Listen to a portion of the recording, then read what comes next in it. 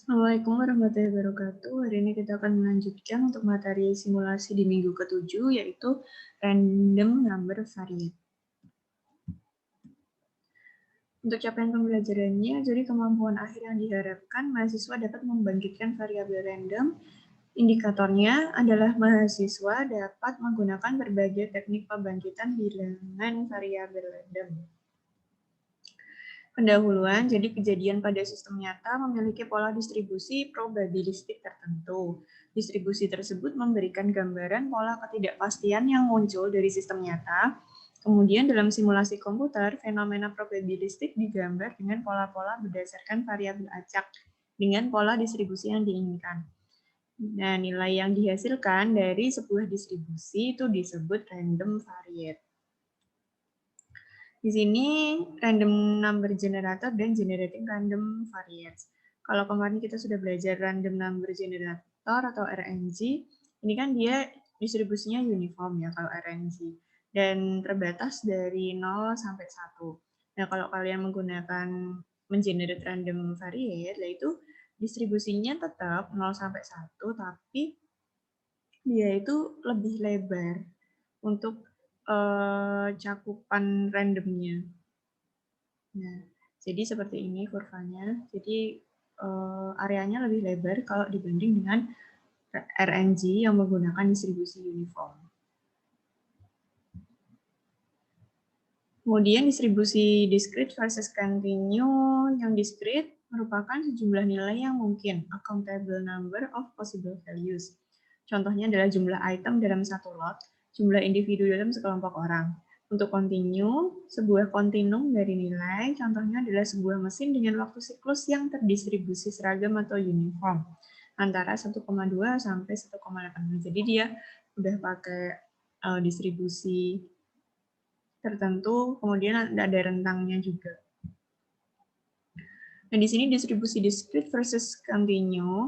Untuk discrete, distribusinya ini biasanya ada Bernoulli, discrete uniform, binomial, bin, geometrik, negatif binomial, dan Poisson. Nah, ini yang bisa digunakan untuk discrete.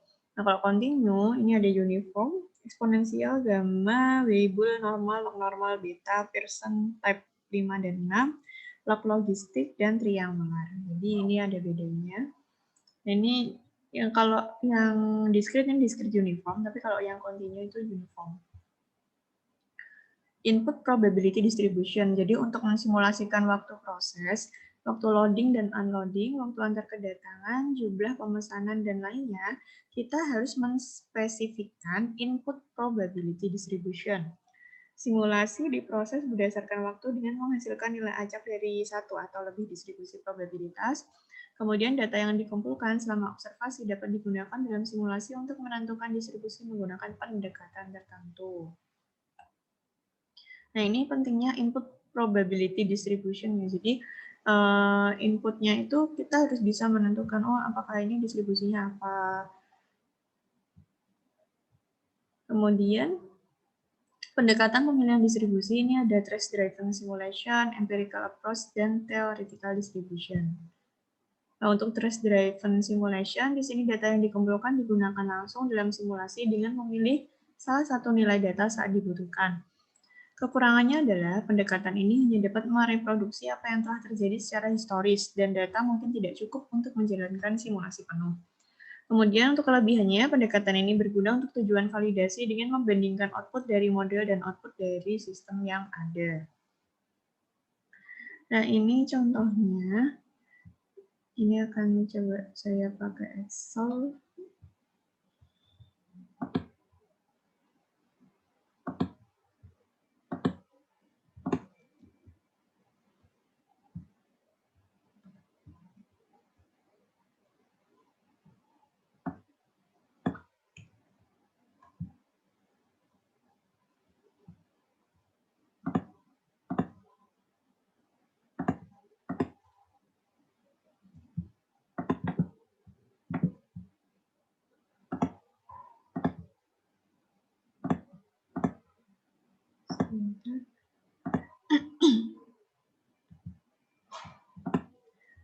Nah, ini untuk contoh dari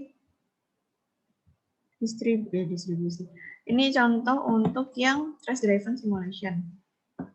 Nah, yang pertama, jadi ini interarrival nyata itu adalah data yang dimiliki.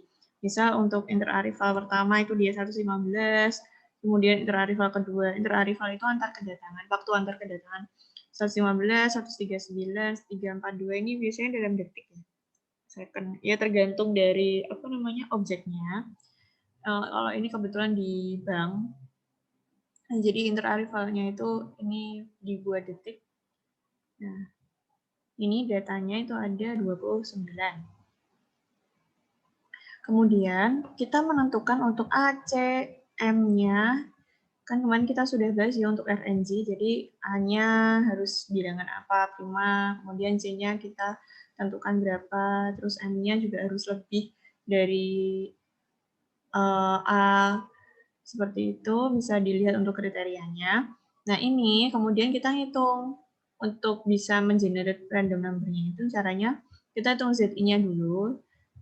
Sama ya, jadi yang mod M kemarin, kita kalau ada ACM itu berarti pakainya adalah LCG untuk metodenya. Jadi, ini dihitung dengan metode LCG, untuk Z-nya kan nanti ketemu, terus UI-nya itu kan berarti ZI per M. Nah, ini untuk hasilnya.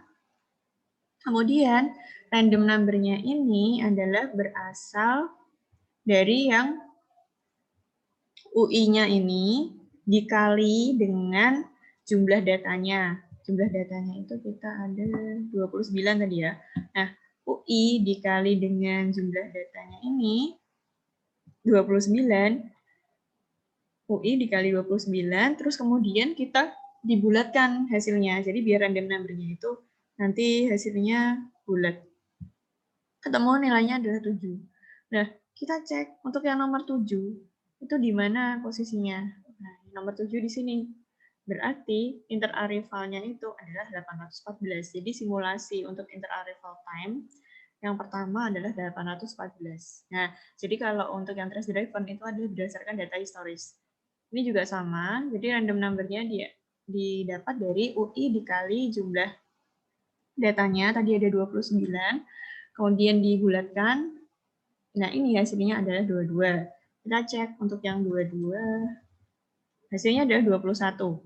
Jadi untuk simulasinya adalah 21. Nah, jadi untuk trace driven seperti itu. Selanjutnya, nanti kalau sudah selesai semua, itu nanti akan bisa dicari utilisasinya, total jam pengamatan, interarrival per jam, pelayanan per jam. Ini pelayanan kalau pakai data pelayanan. Kebetulan saya pakai data interarrival, terus jumlah customer per jam, ini juga dari data pelayanan, waiting time per hour juga data pelayanan. Nah, jadi seperti itu untuk yang trace driven. Jadi lebih simple ya untuk trace driven. Kemudian kita lanjutkan.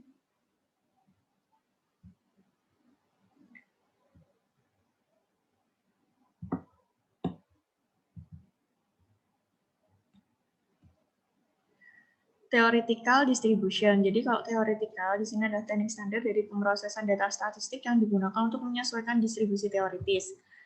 Minusnya atau kekurangannya, meskipun dengan probabilitas yang sangat kecil, dimungkinkan untuk menghasilkan nilai yang sangat besar atau kecil. Mungkin perlu memotong distribusi ke kisaran tertentu. Untuk plusnya atau kelebihannya yaitu mudah diubah dan dihasilkan untuk tujuan simulasi, misalnya mengubah nilai rata-rata. Nah, kalau theoretical distribution ini kita tuh pakainya dari software. Jadi terserah kalian kalau misalnya untuk software simulasi itu mau pakai apa. Jadi silahkan macam-macam ya. Ada Fansim, ada ProModel, kemudian yang di sini itu ada Flexsim. Nah, ini kebetulan contohnya adalah memakai Arena, software Arena juga bisa. Ini bisa dipakai buat statistik juga, karena untuk mencari distribusi. Nah, ini ketahuan untuk ini data interarrival time, waktu antar kedatangan. Di sini uji distribusi interarrival, hasilnya adalah fit untuk distribusi Weibull. Posisinya adalah 306,0,765. Jadi ini hasilnya untuk theoretical distribution. Nah, kemudian ada pendekatan empiris atau empirical approach. Data yang dikumpulkan digunakan untuk mendefinisikan fungsi distribusi empiris. Kekurangannya adalah tanpa ekstrapolasi, tidak mungkin menghasilkan nilai di luar rentang data yang dikumpulkan. Jadi ini harus pakai ekstrapolasi. Kemudian kelebihannya, pendekatan ini berguna jika tidak ada distribusi teoritis yang cocok untuk data yang dikumpulkan. Kita cek. Ini ada rumus-rumusnya ya. Jadi jika data asli tersedia, kita dapat mendefinisikan kesinambungannya atau continuous. Fungsi distribusinya adalah piecewise linear. Potongan piecewise itu dengan menyortir data ke dalam urutan yang meningkat. Nah, di sini ada fx. Dia kalau 0 itu jika x kurang dari x1, kalau 1 itu jika x lebih dari sama dengan xn. Nah, ini kalau yang di tengah-tengah ya, jika x lebih besar sama dengan xi dan lebih kecil daripada xi plus 1. Untuk i sama dengan 1, 2, sampai n-1. Nah, ini rumusnya, ada i sama dengan 1 dibagi n-1 ditambah x-x1 dibagi n-1 dikali xi plus 1 min xi. Distribusi empiris tidak memungkinkan untuk menghasilkan nilai acak di luar nilai terbesar. Dimungkinkan untuk menambahkan distribusi eksponensial di akhir sisi kanan. Ini nanti ya, biasanya itu kan ini karena jumlahnya, misal i-nya itu sampai 9 atau sampai 10. Nah, itu agak susah kalau menambahkan di luar i yang ke-10 karena tidak ada data untuk diekstrapolasi.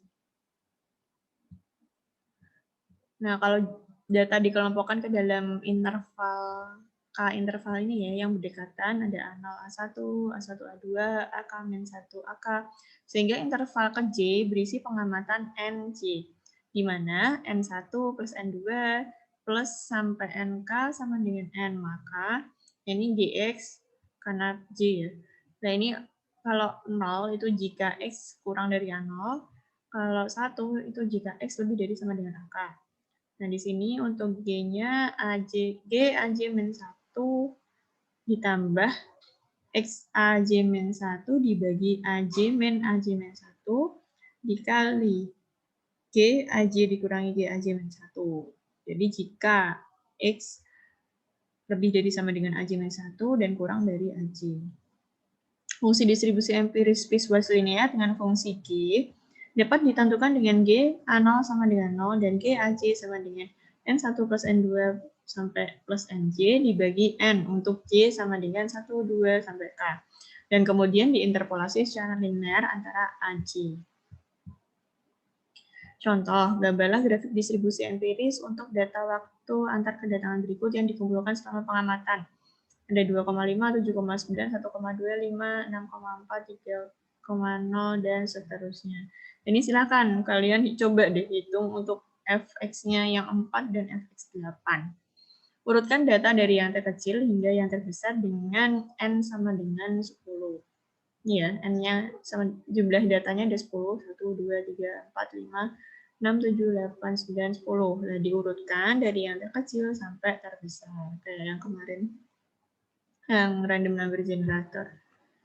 Nah, ini contohnya ketika sudah dihitung semuanya, generate random number U0 sampai 1.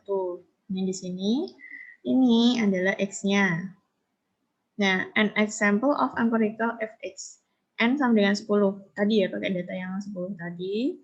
Nah, kalau diketahui U-nya itu adalah 0,61, ini di sini, maka berapa X-nya? Nah, di sini X-nya tadi ya, yang sudah diurutkan dari 1,2 sampai 9,8. Kan tadi saya bilang untuk mencari F yang 4 dan 8 ya, kalau nggak salah. Nah, kemudian I-nya itu adalah dari 1 sampai 10. 1, 2, 3, 4, 5, 6, 7, 8, 9, 10. Nah, ini kalau masih bingung untuk ngitung Fx-nya, kita pakai rumus yang tadi, yang di atas. Yang Fx ini. Kita pakai rumus ini. Kalau masih bingung, ini saya share yang lain.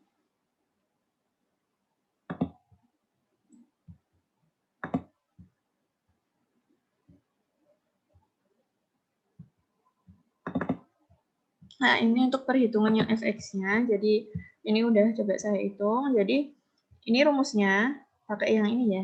Jadi ini yang I pertama, I1, 2, 3, 4, dan seterusnya. Nah, untuk I yang ke-1, nah I-nya kan 1 min 1 dibagi, N-nya tadi jumlahnya ada 10 dikurangi 1 dengan N min 1, terus ditambah X min X1. Nah, ini kan kita juga mencari X-nya ini kan adalah X yang pertama juga kan yang kita cari. Nah, karena kita tidak perlu ekstrapolasi, jadi kita langsung aja X-nya itu juga sama dengan X1. X-nya adalah 1,2, dikurangi XI-nya atau X1-nya adalah 1,2, kemudian dibagi N-1, 10-1, dikali dengan XI plus 1. Jadi setelahnya, data setelahnya ada 2,5, jadi 2,5 dikurangi XI, 1,2. Nah, hasilnya adalah 0, 0,0. Dan sama juga untuk yang kedua juga gitu, I-nya kan I kedua, 2 min 1. Ini ya. N min 1, 10 min 1, 2. Nah, ini yang X juga sama dengan XI ya. Nah, 2,5 min 2,5. Kemudian dibagi dengan N min 1 masih sama 10 min 1 dikali dengan XI plus 1-nya adalah 3. Setelah 2,5 kan 3. 3 dikurangi XI. XI-nya adalah 2,5. Jadi hasilnya adalah 0,11. Nah, ini ya, 0,11. Dan ini seterusnya sama, jadi silahkan kalian kalau misalnya penasaran mau ngitung, silahkan hitung sampai ini ya, I10. Silahkan dihitung. Ya, hasilnya ya seperti ini nanti. Kita kembali lagi ke slide. Nah, kebetulan ini kan tadi sudah ada grafiknya. Nah, kita disuruh mencari kalau misalnya dia U-nya adalah 0,61, X-nya berapa. Nah, posisi 0,61 itu berada di antara, di data yang sudah ada, yang kita ketahui adalah berada di antara posisi 0,56 dan 0,67. Iya. Jadi ini mulai interpolasinya. Di sini fx kita pakai rumus yang tadi, masih sama. Nah, ini tinggal memasukkan, disubstitusikan 0,61 kan, fx-nya. I-nya itu kita pakai yang I bawah, 6 min 1, dibagi 10 min 1, ditambah X. X-nya kan belum diketahui, ini yang ditanyakan, dikurangi 6,4. Ini X-nya, dibagi 10 min 1, dikali XI plus 1 ya ini, XI plus 1-nya adalah 7,9, dikurangi 6,4. Nah, I-nya kita pakai yang 6. Maka ini hasilnya 5 dibagi 9 ditambah X min 6,4 dibagi 9 dikali 1,5. Nah, ini mulai dihitung, disubstitusikan, bla bla bla bla, sampai ketemu X2 itu sama dengan X, itu X yang ditanyakan adalah 0,675 ditambah 6,4 sama dengan 7,075. Jadi posisinya 0,61 ini X-nya adalah 7,075. Oke, kemudian di sini ada fitting distribution atau istilahnya tadi ya yang kayak theoretical distribution. Ini tuh datanya tuh fit-nya itu tuh pakai distribusi apa gitu. Jadi kita harus melakukan fitting distribution. Tujuannya adalah mencocokkan sampel data empiris yang diamati dengan model distribusi teoritis. Masalah fitting dapat dibagi dalam 3 tugas utama, yaitu sebagai berikut. Yang pertama adalah pilih model teoritis yang cocok. Tugas ini bersifat informal, statistik deskriptif seperti histogram dan indikator skewness dari data yang diamati dapat menjadi petunjuk. Kemudian yang kedua adalah perkirakan parameter model. Setiap model teoritis memiliki parameter, misalnya min dan standar deviasi untuk model normal. Tugas ini memperkirakan parameter model yang paling mungkin untuk dataset empiris. Yang ketiga adalah tentukan tingkat signifikansi. Langkah ini menetapkan seberapa baik data yang diamati cocok dengan model teoritis dengan parameter yang diestimasi. Jika tingkat signifikansi yang dihitung melampaui ambang yang ditentukan sebelumnya, maka hipotesis goodness of fit tidak ditolak. Jadi, jika tidak, maka ditolak. Nah, ini untuk yang continuous distribution. Jadi untuk beta, ini gambarnya seperti ini. Nah, ini tuh kalau misalnya kalian mau fitting distribution, biasanya itu kayak ngeplotin data gitu loh. Kayak yang di software arena tadi. Jadi ketika kita plot data, itu tuh bentuknya tuh grafiknya seperti apa gitu. Nah, misal kalau dia itu bentuknya itu seperti ini. Ini biasanya mungkin mendekati beta gitu ya. Tapi agak susah memang kalau kita cuma kalau yang model begini itu kadang kita salah ya. Jadi kadang malah salah ke Weibull atau ke Gamma karena hampir mirip-mirip. Nah, misalnya kalau misalnya kalian masih bingung untuk plot datanya, itu kalian bisa untuk fungsinya dihitung seperti tadi ya, untuk yang ngitung empirical tadi. Nah, itu seperti itu. Nah, ini yang eksponensial. Beta, ini bentuknya seperti ini, grafiknya. Kalau plot datanya seperti ini, kemungkinan dia adalah distribusi eksponensial. Fungsinya adalah ini yang di kanan. Kemudian ada gamma. Gamma fungsinya seperti ini. Untuk grafiknya dan fungsinya ini ada di kanan. Untuk Weibull, ini tadi ya, untuk yang contoh arena tadi kan dia pakai Weibull, alpha beta. Nah ini dia, ini kan hampir mirip-mirip. Takutnya ketika kalian cuma menentukan lewat gambar plot, itu tuh jadi salah untuk menentukan distribusinya. Nah ini fungsinya adalah seperti ini, bisa dilihat. Nanti silakan kalau misalnya mau dihitung secara manual. Ini juga ada log normal, ada mu, theta juga. Nah, ini kan hampir mirip kan, yang lonceng-lonceng ini takutnya salah kalau kalian cuma berdasarkan gambar grafiknya. Ini yang normal jelas, ini yang di tengah ya, lonceng yang benar-benar lonceng di tengah. Kemudian triangular ini segitiga, kelihatan banget segitiga. Kalau uniform, nah ini persegi. Nah, karena kita kemarin pakainya uniform ya, karena 0 sampai 1 tadi pakai RNG itu. Nah, ini rumusnya. Nah, memilih distribusi probabilitas yang sesuai bagi data hasil observasi distribusi empiris dapat dilakukan berdasarkan analisis terhadap bentuk histogram data dan analisis terhadap fungsi-fungsi parameternya. Untuk histogram data, membuat histogram bagi sekumpulan sampel data ada beberapa tahapan yang harus dilakukan. Penentuan range data. Range-nya adalah Xmax dikurangi Xmin. Jadi biasanya adalah untuk nilai yang maksimum dikurangi nilai minimum. Penentuan banyaknya kelas interval. Ada banyak aturan yang dapat digunakan untuk menentukan jumlah interval K. Tetapi yang paling umum digunakan adalah aturan Strach, di mana jumlah interval dihitung dengan persamaan K sama dengan 1 plus log 2N sama dengan 1 plus 3,33 log 10N.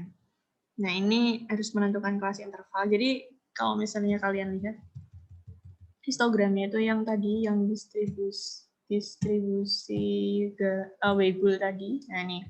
Jadi, ini kan bentuknya histogram, dia udah dikelompokkan intervalnya. Nah, baru nanti kita lihat.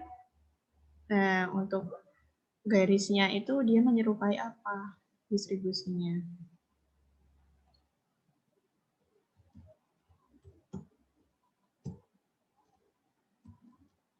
Nah, kemudian yang ketiga adalah penentuan panjang kelas interval P. Digunakan bersamaan P sama dengan range dibagi K. Kalau udah dihitung tadi, buat kolom tabulasi untuk menentukan jumlah frekuensi masing-masing kelas interval. Langkah terakhir adalah menerjemahkan tabel yang telah dibuat ke dalam bentuk histogram frekuensi. Kemudian dianalisis jenis distribusi yang paling sesuai dengan bentuk histogram. Kemudian penentuan jenis distribusi atau distribution family bagi suatu sampel data dapat juga diketahui melalui analisis terhadap karakteristik fungsi parameternya. Fungsi-fungsi parameter dari suatu distribusi yang dapat digunakan sebagai patokan pemilihan jenis distribusi yang sesuai bagi sampel data adalah sebagai berikut. Ada mean dan median. Nah, ini kebetulan pakainya X-nya adalah 0,5. Kita bisa cek di Walpole, buku Walpole kalian pasti tahu. Kalau tadi pakainya histogram, kalau ini kita menghitung dari datanya. Nah, ini ada mean, udah tahu ya, menghitung mean bagaimana. Kemudian menghitung mediannya. Ini jika N ganjil menggunakan rumus ini, jika N genap menggunakan rumus ini. XI adalah data pengamatan ke I, dan N adalah jumlah sampel data pengamatan. Kemudian menghitung coefficient of variance, atau CV. Ini juga dari Walpole. Coefficient variance rumusnya adalah akar S kuadrat. N dibagi X bar N. X bar tadi yang rata-rata tadi. Nah, rumus S kuadrat ini dari sigma I1 sampai N, XI dikurangi X bar N dikuadratkan. Jadi ini dijumlah semuanya. Kemudian dibagi N-1. Nah, ini jumlah datanya tadi. Jumlah datanya berapa dikurangi 1. Nah, ini untuk menghitung koefisien varians. Kemudian skewness.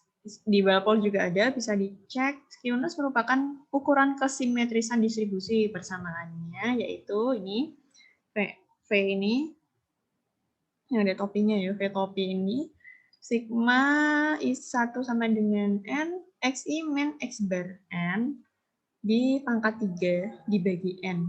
Jadi ini dijumlahkan dulu semua, baru dibagi N, kemudian dibagi lagi dengan standar deviasi atau varians data S kuadrat N di pangkat 3/2. Nah, ini untuk menghitung skewness.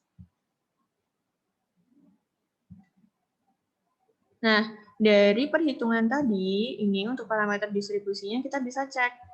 Kalau menggunakan min, X bar, dan median, nah ini jika X bar ini adalah hampir sama dengan X 0,5 atau mediannya ini, jadi perkiraan jenis distribusinya adalah distribusi kontinu yang bentuk kurvanya itu simetris, contohnya distribusi normal. Jadi X bar-nya sama mediannya itu sama, ya hampir sama lah. Kemudian coefficient of variance. Nah, ini berdasarkan coefficient of variance. Kalau coefficient variance ini adalah sama dengan 1, itu merupakan distribusi eksponensial. Kalau coefficient variance-nya adalah kurang dari 1, berarti distribusi antara distribusi gamma dengan Weibull. Memang mirip kalau gamma sama Weibull ini. Kemudian untuk yang coefficient variance-nya lebih dari 1, itu berarti dia digolongkan ke distribusi log normal. Nah, kalau dihitung dari sisi skewness, nah ini kalau V topi N-nya itu adalah sama dengan 10, maka kurvanya simetris. Kalau dia V-nya ini, Vn atau skewness-nya ini adalah lebih dari 0, maka skew-nya itu ada di kanan. Kalau yang Vn-nya kurang dari 0, maka skew-nya ada di kiri.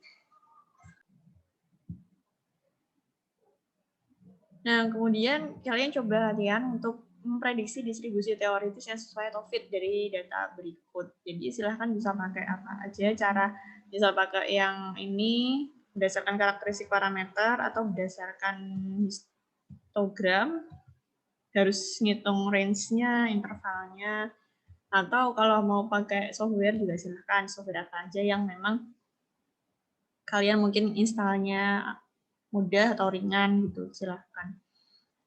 Jadi itu saja yang bisa saya sampaikan. Semoga bermanfaat. Wassalamualaikum warahmatullahi wabarakatuh.